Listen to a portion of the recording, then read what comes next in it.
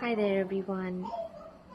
In today's video I am just gonna give you a little bit about what I think is kind of important for us to know, especially if we are parents. And I think the one most scariest thing that can happen to us is experiencing or witnessing or seeing our child fall down and get a hurt, a bad one at that. So the thing is that yesterday was Sunday and we were getting ready to go to church, and I mean my son happened to fall off. He's just 6.5 months old, and he happened to fall off the bed, and he had a pretty huge bump on the side of his head here. And it was I was right there, and I just turned, and it wasn't even a second, and I saw him fall. And and as a mother, I think that is something like very scary and very, it literally shattered me, as much as, and as much as we try to be as careful as possible to, to protect them. It could be something silly, it could be something, like just a quick second. All it took was just that for some things to change and make really bad changes.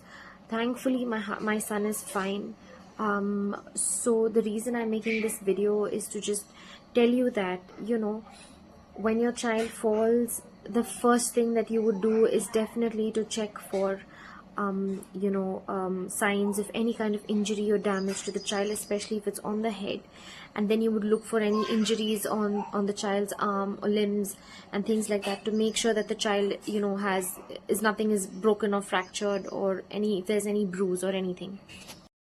So the first response would definitely be, especially if it's a mother, if you're a mother, you would definitely panic, because that's the last thing you want to see your child go through or have some grave injury. So yesterday when my son fell down, I was devastated. I was panicky and shaky. I really couldn't take it. It was too hurting to watch that, and to know that I was right there when it happened and I couldn't do anything about it. So the first thing that you could do is to, I know it's not easy, but to try and tend to your child first, and check for all these injuries like I've mentioned. And then you would watch for signs. If there is swelling, what you could do is just use an ice pack, especially if it's on the head. Use an ice pack or water in a wet towel and place it on the child's head to bring down the swelling and things like that. The next thing would be to go to a hospital if you see signs.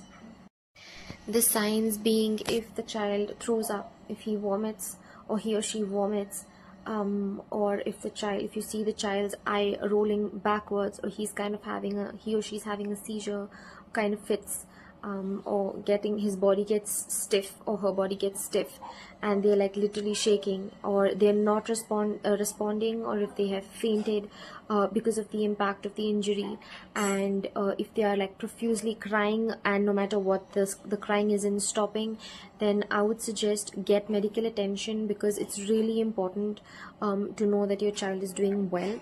Also, the doctors would check the iris of the baby to see if it is unevenly dilated. If one is big and one is small, then it would mean something worse.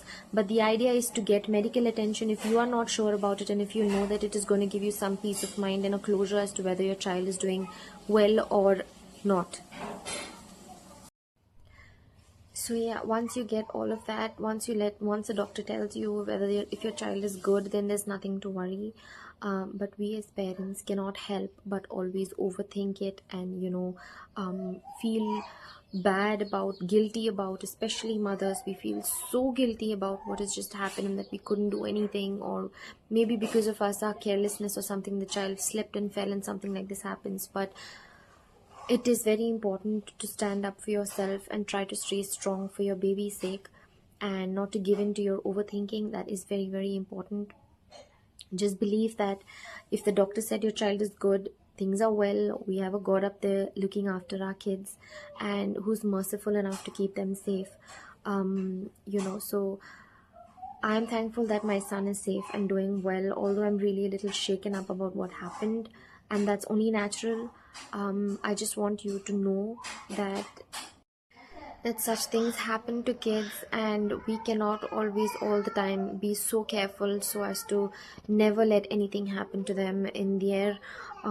It is inevitable for us, for them to like not get any injuries and things like that. All we can do is try our best and be as careful as possible when you have babies around, and always to be attentive to their surroundings and how you place them. And if, especially since my son has just learned to turn, he just turned that fast, that which is why he just turned off the bed like that. And there was nothing that I could do that could stop the fall. If I had been a little more careful so as to keep something beside him, or something of that sort, he would have been fine. But unfortunately it happened, and I am trying to stay as strong and as positive as I can, that he's all well and fine, even though he seems to be as active as ever and happy in his usual self. It's just my mind overthinking. And especially all mamas, not to batter yourselves if something like this happens. It's natural that we do it. We can't help it, because we generally tend to really take it to heart. And how can we not, because it's our babies that we've been like looking after and pampering like to an extent, and to see something like this happen, I am just so thankful to God that nothing serious happened. There could have been so many possibilities, like it would have turned out so wrong, but I really believe in the mercy of God, and that nothing bad happened at that. This was a one thing that happened now, and I just hope that in the near future I can be, and we can all be careful about our babies. Just to tell you, mamas, please do not guilt trip yourselves on something like this, but rather pay attention to your baby. Try to stay positive that everything works out fine. If you see signs, then definitely go to a hospital, or your baby is good and healthy.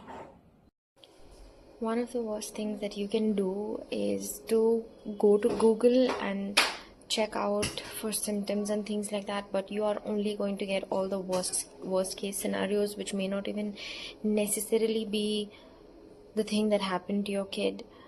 So don't ever go to Google, or do not ever take in Google's responses for what could be the possible things that your child would have gone through, whatever, for any reason, be it your own health or your child's health or anything. Going and looking up for stuff on the internet is only going to make your situation worse. If you're really concerned about something, the best thing to do is to go to the doctor and check it out for yourself.